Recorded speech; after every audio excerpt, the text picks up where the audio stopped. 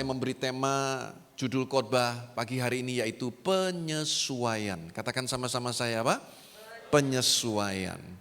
Atau dalam bahasa yang lain yang juga sering digunakan yaitu adaptasi.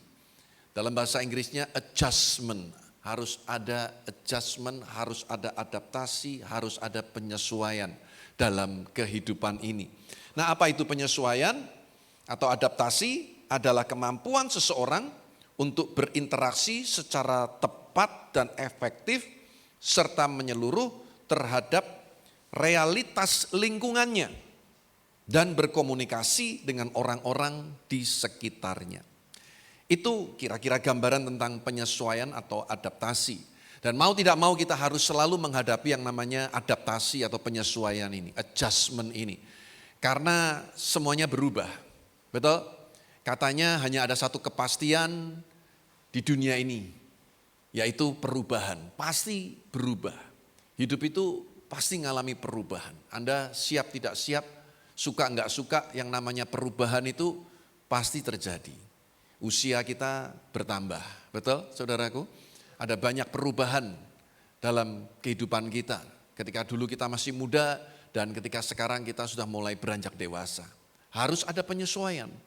Mungkin dulu kita kalau makan, wow. Saya kalau lihat ponakan saya, itu anaknya Eden itu, waduh saya sampai semlengeran. Belum makan aja udah semlengeran saya saudaraku. Ngelihatnya tuh, wah gitu ya. Jadi sekarang saya sendiri lebih memilih kalau makan tuh sedikit, nanti kalau habis tambah lagi gitu. Tapi kalau udah langsung lihat banyak, udah rasanya enek dulu saudara. Saya harus penyesuaian karena saya sudah enggak muda seperti dulu. Sekarang sih masih muda, amin saudaraku. Tapi enggak muda seperti dulu maksudnya saudara. Ya, harus ada penyesuaian. Kita hidup di tengah-tengah suasana new normal. Ada penyesuaian, kemana-mana harus pakai masker, suka nggak suka, ya itulah aturan pemerintah. Kita harus ikutin, harus pakai masker. Kita harus jaga jarak, ibadah seperti ini, harus jaga jarak. Kita penyesuaian. Ya, ada banyak hal. Ketika kita belum menikah, setelah kemudian menikah, pasti ada penyesuaian. Dulu awal-awal menikah dengan istri saya kalau duduk boncengan sama istri saya bisa santai gitu. Ya, space-nya cukup luas. Tapi sekarang tinggal 5 cm, saya harus terlebih terampil saudaraku kalau nyetir motor. Rasanya kok habis ya, tempat kursinya rasanya dari dulu ukurannya sama sih. Ya saudaraku ya, tapi harus penyesuaian. Suka nggak suka kita harus belajar selalu penyesuaian dimanapun kita berada. Ya kan, harus ada penyesuaian. Nah saudara, saya ingin mengajak saudara lihat satu ayat di dalam 1 Korintus pasal 9 ayat 20.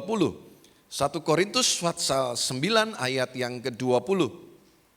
Paulus bilang begini, demikianlah bagi orang Yahudi, aku menjadi seperti orang Yahudi. Supaya aku memenangkan orang-orang Yahudi. Bagi orang-orang yang hidup di bawah hukum Taurat, aku menjadi seperti garis bawahi. Orang yang hidup di bawah hukum Taurat. Sekalipun aku sendiri tidak hidup di bawah hukum Taurat. Supaya, perhatikan, aku dapat memenangkan mereka yang hidup di bawah hukum Taurat. Sepintas selalu kalau kita baca ayat ini kayaknya Paulus ini orangnya pelin-pelan deh. Kayak orang gak punya prinsip gitu. Kalau ketemu orang Yahudi hidup seperti orang Yahudi. Ketemu orang yang hidup di bawah hukum Taurat, dia hidup seperti orang yang hidup di bawah hukum Taurat. Walaupun dia tidak hidup di bawah hukum Taurat. Tetapi dia sudah mengalami kasih karunia Tuhan. Tapi sebenarnya bagi saya ini menunjukkan satu sikap kebijaksanaan yang luar biasa dalam hidup Paulus. Karena dia punya satu misi yaitu memenangkan orang-orang Yahudi, memenangkan orang-orang yang hidup di bawah hukum Taurat.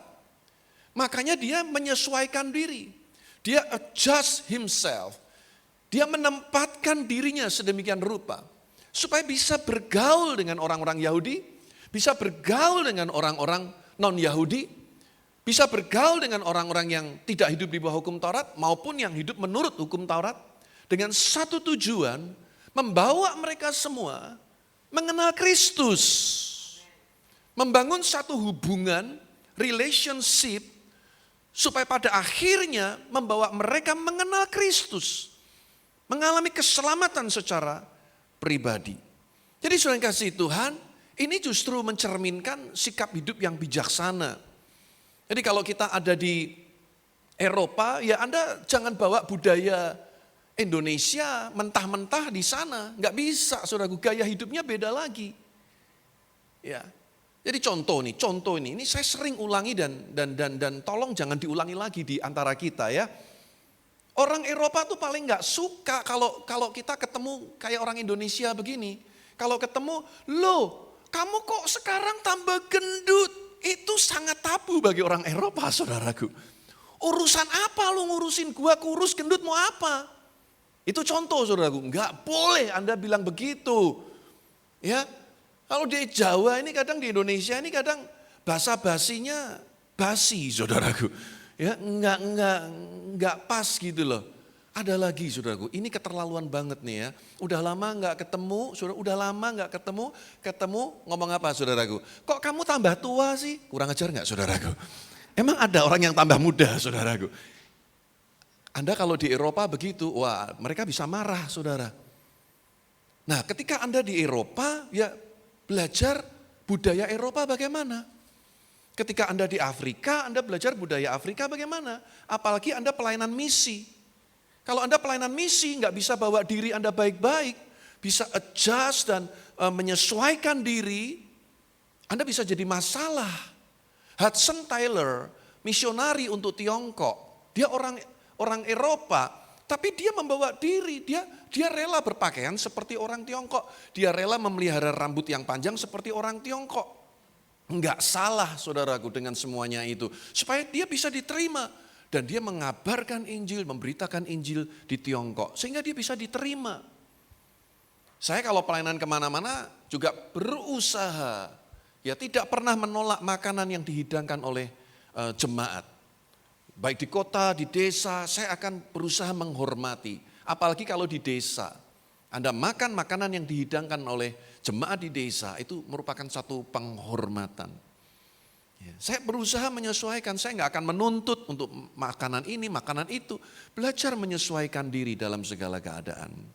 Nah saudara, di dalam Alkitab kita ada banyak contoh orang-orang yang berhasil hidupnya karena dia berhasil menyesuaikan diri. Dia berhasil untuk beradaptasi dengan keadaan. Contohnya Yusuf, dari keluarga yang mapan, orang tuanya yang pelihara dia dengan baik, mendapat perlakuan yang sedikit berbeda dari kakak-kakaknya. Tapi kemudian Yusuf harus mengalami satu pengalaman buruk.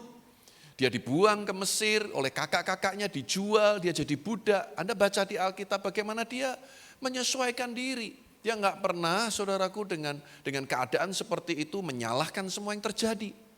Dia bekerja dengan sungguh-sungguh, ya memang ini yang aku harus alami. Dia bekerja sampai Potifar mempercayakan semua urusan rumah tangganya. Saudaraku, di Alkitab juga cerita Ruth juga menarik. Selain Yusuf, Ruth juga menarik.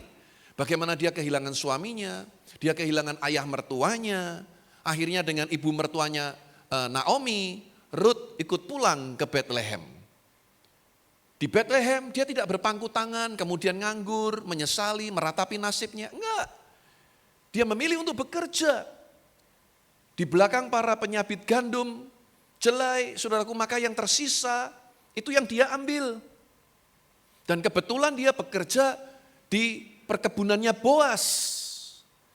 Nah, mungkin kita bilang kebetulan, tapi saya percaya di dalam Tuhan tidak ada yang kebetulan. Di mana akhirnya Boas, orang yang kaya raya di Bethlehem itu, yang memang kerabat dari Elimelech, ayah mertuanya, suami dari Naomi. Di mana ada hukum penebusan. Akhirnya Boas menebus Ruth menjadi istrinya. Dia berhasil menyesuaikan diri, memang keadaannya dia sedang sengsara, ditinggal mati suaminya, ya dalam keadaan yang susah, nggak punya apa-apa. Tapi dia belajar menyesuaikan diri. Dia bekerja dan akhirnya nasibnya berubah.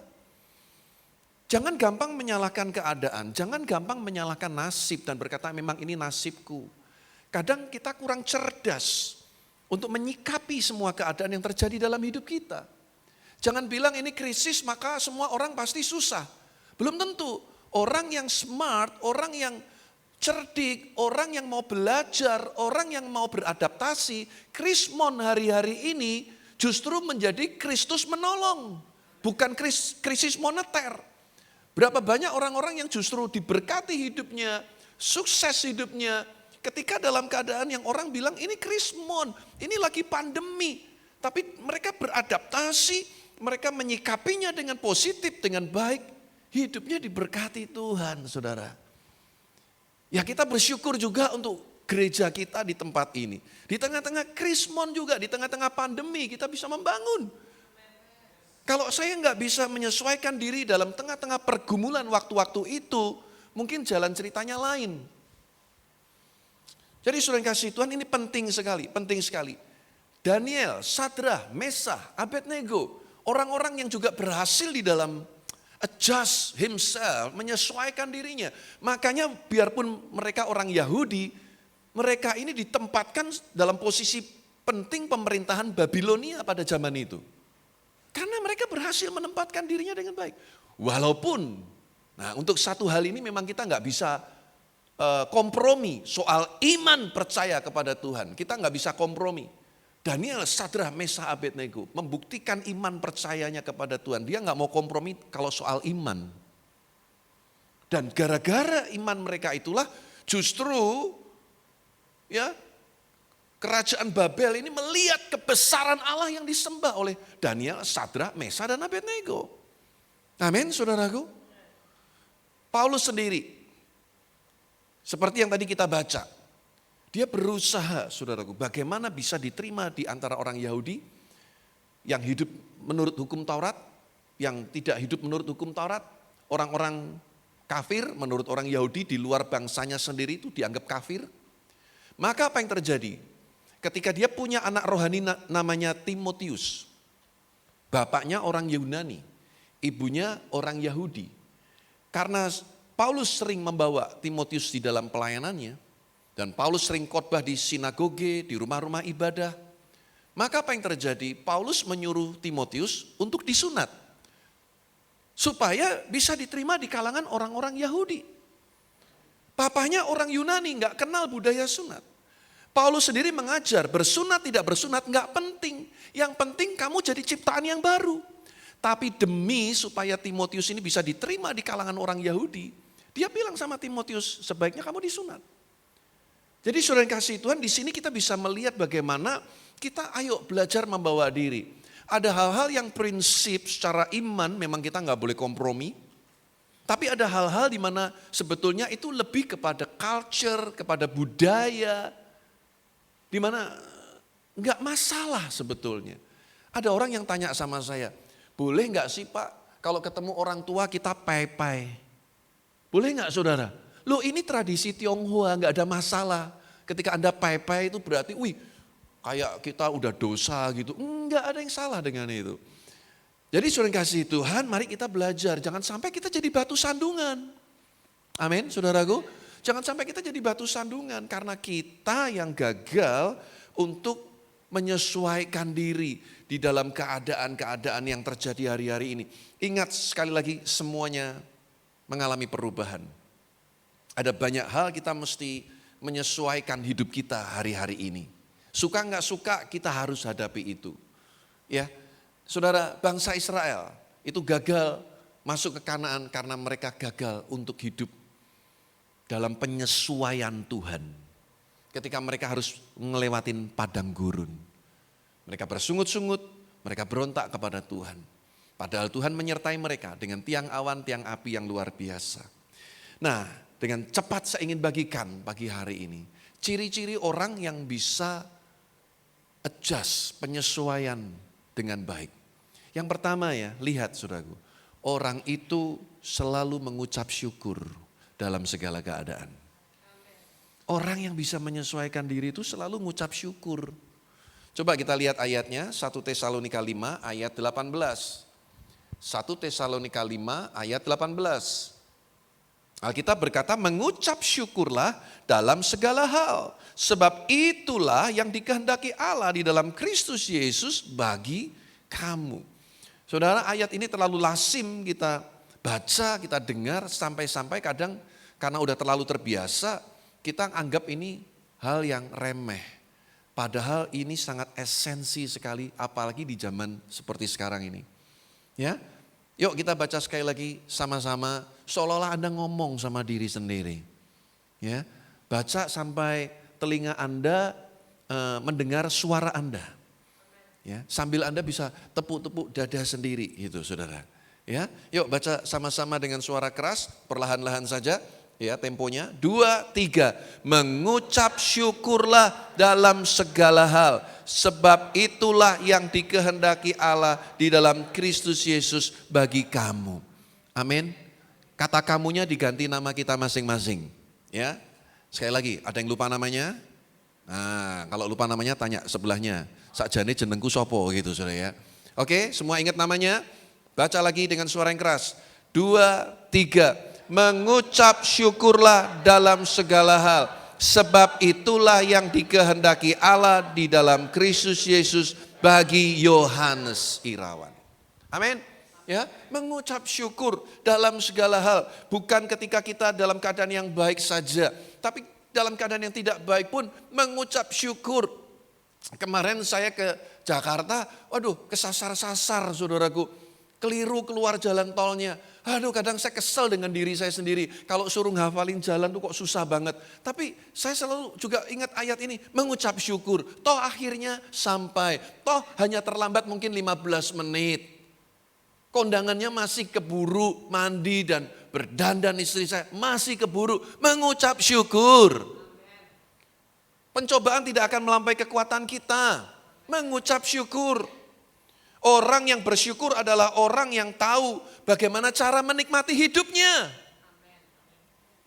Ya, jadi jangan bilang, oh nanti kalau udah kaya, kalau aku udah punya ini, punya itu, baru aku bisa menikmati hidup. Enggak, mulai dari sekarang bersyukur dulu dengan apa yang Tuhan berikan, Tuhan percayakan kepada kita. Setia dari perkara kecil, Tuhan akan berikan perkara yang lebih besar. Mulai dari sekarang, bukan berkat yang membuat kita bersyukur. Bersyukurlah, nanti hidupmu diberkati Tuhan. Saudaraku, Rick Warren pernah memberikan list ya akibat dari orang yang bersyukur. Rick Warren adalah gembala sidang dari gereja Saddleback di California. Dia bilang begini, orang yang selalu bersyukur itu tidurnya pasti nyenyak. Tidurnya nyenyak. Lalu bisa membuat bahagia hidup ini. Orang yang bisa bersyukur tuh hidupnya bahagia. Lihat suami bersyukur, lihat istri bersyukur, lihat anak-anak bersyukur, ya.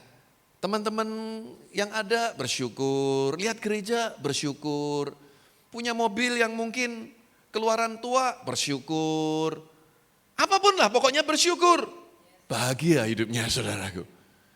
Tapi kalau Anda selalu lihat, oh ya, belum punya ini, belum punya itu, mulai mengeluh, berkeluh kesah, ya susah bener. Suasana hati jadi gak enak. Ayo mulai bersyukur karena bersyukur akan membuat hidup bahagia. Bahkan beliau juga berkata bersyukur itu akan meningkatkan kesehatan otak dan fisik. Saya pikir betul juga. Karena atmosfer hatimu, pikiranmu jadi rileks. Sehingga pikiran kita jadi fresh, fisik kita jadi fresh. Dan bersyukur juga menyenangkan hati Tuhan dan mendatangkan berkat. Bersyukur akan memperbaiki hubungan. Bersyukur juga tanda kedewasaan rohani. Orang yang selalu berkeluh kesah, bersungut-sungut, tanda dia belum dewasa rohaninya. Ya, coba colek tetangga sebelah kanan kirimu, bilang ayo bersyukur. Ya, bersyukur. Harus selalu bersyukur dalam segala keadaan. Tapi jangan terus noleh, kamu ngomong enak, aku yang ngalamin. Nah itu namanya gak bersyukur. Harus bersyukur. Ya, jangan selalu membantah. Ada banyak orang tuh sukanya membantah kalau dengar firman Tuhan. Ngomong gampang, jalaninya. Ya semua kita juga menjalani saudaraku. Ya. Nah yang kedua saudaraku, orang yang cepat beradaptasi, melakukan penyesuaian, dia pasti orang yang sabar saudaraku. Setuju gak saudara? Dia pasti jadi orang yang sabar. Pengkhotbah 10 ayat yang keempat. Pengkhotbah 10 ayat yang keempat, firman Tuhan berkata, jika amarah penguasa menimpa engkau, janganlah meninggalkan tempatmu. Karena kesabaran, katakan sama-sama apa? Mencegah kesalahan-kesalahan besar. Kesabaran mencegah kesalahan-kesalahan besar. If your boss is angry at you, dalam bahasa Inggrisnya, kalau bosmu marah, don't quit. Maksudnya jangan langsung keluar kerja. Kalau lagi dimarahin bos, jangan langsung keluar kerja, saudaraku. A quiet spirit, roh yang tenang, yang sabar, can overcome even great mistake. Dapat mengalahkan masalah-masalah yang besar. Jangan membuat kebodohan-kebodohan yang gak perlu. Hanya cuman gara-gara didamprat sama bos langsung keluar dari pekerjaan. Ya sampai kapanpun kita gak akan pernah bisa maju. Coba sabar, renungkan dulu, perbaiki kesalahan kita, introspeksi. Dan kita pasti akan jadi better person, pribadi yang lebih baik. Amin, saudaraku. Ya, jangan cepet-cepet gitu, aduh langsung emosi. Wah. Emang cuma di sini yang bisa gaji gua bisa pindah ke tempat lain. Wah, saya kasih tahu saudaraku, kalau kita selalu bermasalah dengan diri sendiri, dimanapun kita berada akan menimbulkan masalah. Akan menimbulkan masalah yang baru. Ya, berjemaat juga sama menurut saya. Namanya beda pendapat, silang pendapat, pasti kita ngalami. Berbagai macam karakter, kita bergaul tiap minggu ketemu di sini, ngobrol, cerita, pergi bersama-sama. Tapi saya berdoa supaya kita, ayo harus jadi orang yang sabar. Melihat perbedaan-perbedaan itu. Kita menyesuaikan satu dengan yang lain. Oh temanku gak suka begini ya, aku hormati keputusan dia. Oh temanku orangnya sensitif, jangan banyak bercanda gurau dengan dia. Apalagi topik-topik tertentu, hindari. Hindari hal-hal yang gak perlu, yang bisa menimbulkan pertengkaran. Orang yang bisa menyesuaikan diri, dia jadi pribadi yang sabar. Sabar dalam menerima perbedaan. Sabar di dalam menghadapi karakter orang. Sabar dalam segala hal. Amsal 14 ayat 17. Amsal 14 ayat 17. Siapa lekas naik darah, berlaku bodoh. Tetapi orang yang bijaksana, katakan sama-sama apa? Bersabar. Amin. Saya rindu semua kita jadi orang-orang yang bijaksana, wise, bijaksana. Orang yang bijaksana itu sabar. Yang cepat naik darah, nanti tensinya cepat tinggi, tensinya naik, nanti bisa kena stroke malah. Lekas naik darah, berlaku bodoh. Yang rugi siapa? Diri sendiri. Nanti nyesel di kemudian hari, harus memperbaiki hubungan lagi. Gara-gara kita nggak bisa menguasai diri, kita marah-marah. Kalau udah nyesel, daripada kelak Anda menyesal dan kemudian harus repair your relationship, hubunganmu, coba bersabar. Kendalikan mulut, pikiran kita, ucapan kita. Untuk berkata-kata pikir dulu, jangan ngomong dulu baru mikir. Sabar saudaraku, sabar. Supaya keadaan jadi lebih baik. Termasuk di tengah-tengah pandemi seperti sekarang ini, sabar saudaraku. Lewatin aja, jalanin aja, nanti tahu-tahu selesai saudaraku. Amin. Ya, ikuti apa yang memang pemerintah anjurkan untuk kebaikan kita semua. Sabar. Ketika di jalan raya, dimanapun kita berada. Kalau Anda mau menjadi pribadi yang lebih baik, harus belajar bersabar. Yang ketiga, saudaraku, saya percaya orang yang bisa menyesuaikan diri dengan cepat, fokus kepada penyelesaian masalah. Lihat Pengkhotbah Fatsal 7 ayat yang ke-8. Pengkhotbah Fatsal yang ke-7 ayat yang ke-8. Alkitab berkata, akhir suatu hal lebih baik daripada awalnya. Panjang sabar lebih baik daripada tinggi hati. Saudara lihat, orang yang bisa menyesuaikan diri dengan cepat, dia nggak fokus dengan problem yang dia alami. Tapi dia lebih fokus bagaimana menyelesaikan setiap problem dalam hidupnya. Dan ini jauh lebih baik, karena firman Tuhan berkata akhir suatu hal itu lebih baik daripada awalnya. Makanya tadi poin yang nomor 2 tuh sangat mendukung, kita harus panjang sabar. Karena itu lebih baik daripada tinggi hati, daripada kita sombong, sok tahu, sok penting. Daripada fokus kita kepada masalahnya, mari fokuskan hidup kita bagaimana solve the problem. Menyelesaikan masalah. Orang tuh macam-macam saudaraku. Ada yang pinter lihat masalah. Ada yang pinter menyelesaikan masalah. Tapi yang paling menjengkelkan, pinter cari-cari masalah. Nah, ini paling menjengkelkan saudaraku. Orang kalau cari masalah terus mau kumpul dimanapun ribut terus. Ya, nggak suka udah pindah gereja sana. Di gereja sana sempurna. Lebih baik, silahkan. Begitu Anda masuk ke gereja yang menurut Anda sempurna, gara-gara kehadiran kita jadi nggak sempurna saudaraku. Ya, saudara kasih Tuhan, ayo kita fokus bagaimana menyelesaikan masalah. Yesus contoh yang sempurna, pribadi yang selalu fokus menyelesaikan masalah. Di dalam Injil Yohanes pasal 9 diceritakan ada orang-orang bawa orang yang buta sejak lahirnya. Dan orang-orang bertanya, murid-murid bertanya, siapa yang salah, siapa yang berdosa, orang tuanya kah atau dirinya sendiri? Kenapa sejak lahir dia buta? Yesus enggak peduli dengan semua argumentasi mereka. Bukan karena dosa orang tuanya kata Yesus, juga bukan karena dosa orang ini. Tapi perbuatan-perbuatan Allah yang besar harus dinyatakan melalui orang ini. Lalu Tuhan meludah ke tanah, diaduk-aduk itu tanah dioleskan di matanya yang buta. Dan orang ini diperintahkan untuk membasuh dirinya di kolam Siloam. Dan orang itu kemudian melek bisa melihat. Yesus enggak peduli siapa yang berdosa. Manusia paling pinter menghakimi. Begitu ada teman kita yang ngalami masalah, wah ini mesti gara-gara dia enggak setia sama Tuhan, tunggu dulu. Kalau memang seperti itu berarti Tuhan itu kejam. Makanya saya tuh enggak pernah paksa-paksa jemaat. Untuk ayo ibadah. Kadang tuh saya mau WA tapi saya kadang nanti jemaat terganggu. Tapi saya selalu berdoa supaya setiap kita setia. Bukan karena didorong-dorong Pak Pendeta atau gembala Anda, tapi karena Tuhan setia menanti kita. Ya, Tuhan setia dengan kita.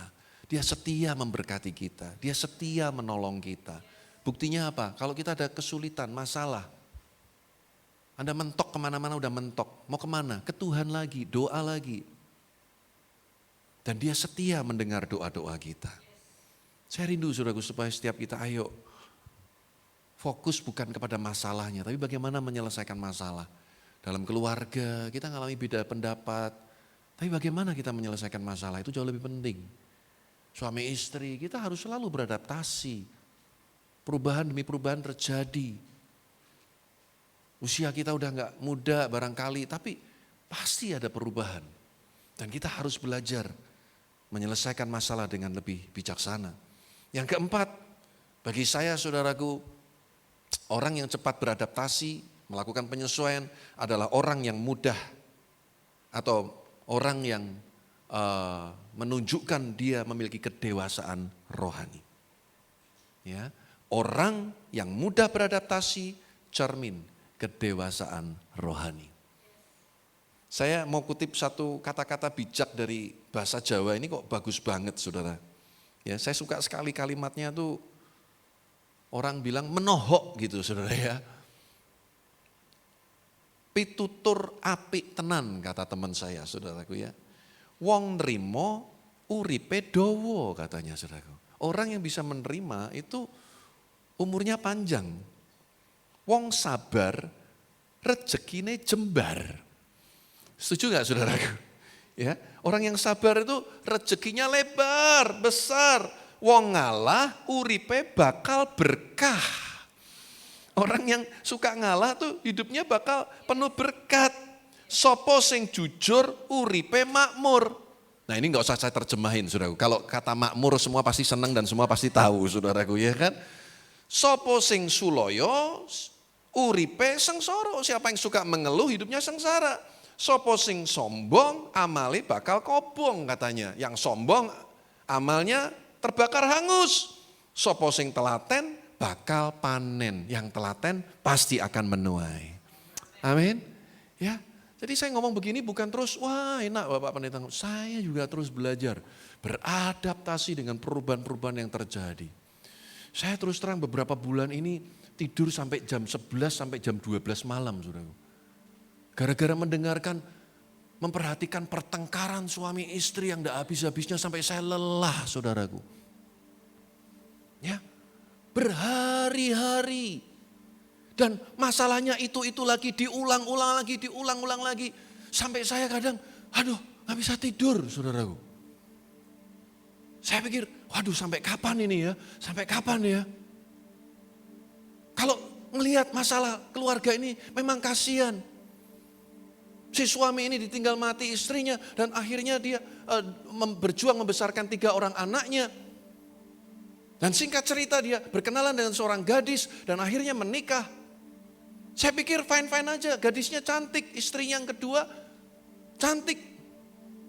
Ya, saya pikir baik-baik, enggak, bertengkar juga, berantem juga, saudaraku, ribut terus, saya sampai capek, saudaraku. Gimana mau menengahi, gimana mau menyelesaikan masalah keluarga ini, saya capek, saudaraku. Tapi puji Tuhan, saudaraku, kira-kira 2 minggu yang lalu, akhirnya sampai di episode yang ke-94, itu yang terakhir, saudaraku. Akhirnya selesai juga, itu sinetron Filipina yang mengganggu saya 1 bulan ini, saudaraku. Gara-gara istri saya lagi demen nonton sinetron itu, saudaraku. Oh ternyata sinetron, saya belum cerita tadi sinetron ya? Oh belum ya? Karena istri saya tahu saudaraku, dulu waktu kecil tuh kasihan sekali istri saya. Kalau istri saya curhat sama saya dulu waktu kecil tuh agak sedikit dibedakan sama papa mamanya. Ya, jadi kalau dia bisa punya 1 kaos baru 1 aja tuh seneng banget. Katanya sih, ya. Kalau di keluarganya dia tuh yang paling disayang tuh nomor 1 sama yang paling kecil. Nomor 1 sama nomor 5. Nah dia nomor 4. Jadi saudaraku, jadi saya pikir ya udahlah. Mungkin dulu masa kecilnya susah. Jadi sekarang dia lagi agak sedikit terlambat, saudaraku. Dan seleranya agak aneh. Yang lain drakor, ini drama Filipina, saudaraku. Ya tapi ya sudahlah. Ya, sudah selesai. Aduh puji Tuhan. Oh iya, selesai Hani. Aduh puji Tuhan. Saya pikir akan berbalik normal. Dibaleni seri 34 di rungokno meneh, didelok meneh semata Tuhan. Tidur lagi jam 12, jam 11 malam, saudaraku. Nemenin istri saya, saudaraku. Tapi saya belajar selalu berpikir begini, apa yang membuat dia bahagia biar dia bahagia, saudara. Ya. Saya nggak bisa tidur nggak apa-apa. Yang penting jangan sampai saya bikin dia nggak bisa tidur. Nah itu jauh lebih berbahaya buat saya, saudaraku. Saudaraku, saya pikir ya sudahlah. Anda tanya sama istri saya mungkin nonton bioskop itu setelah menikah sama saya. Ya, papa mamanya strict nonton TV aja nggak boleh. Papa mertua saya tuh aliran keras. Sampai khotbah pun dibawa-bawa, jemaat tersinggung karena punya toko elektronik. TV-nya jadi nggak laku, saudaraku. Keluar dari gereja, saudaraku. Loh serius, ini terjadi benar. Tapi saya bersyukurlah. Saya selalu berpikir, apa yang membuat istri saya bahagia, apa yang membuat anak-anak saya bahagia, itu akan membuat saya bahagia, saudaraku. Saya berdoa supaya setiap kita ayo belajar hidup ini terus berubah. Hidup ini terus maju, bergerak. Ayo bawa hidup kita baik-baik, tempatkan hidup kita baik-baik dimanapun kita berada. Ketika di kantor dengan teman-teman kita, baik yang di dalam Tuhan, yang belum kenal Tuhan. Yuk bawa hidupmu baik-baik, supaya kita bisa jadi garam dan terang dunia. Sama seperti Paulus tadi, supaya kita dapat memenangkan mereka kepada Kristus. Ketika kita ada di kampus, ketika kita ada di sekolah, di pasar, bawa hidup kita baik-baik. Supaya kesaksian kita jadi berkat, nama Tuhan dipermuliakan. Amin.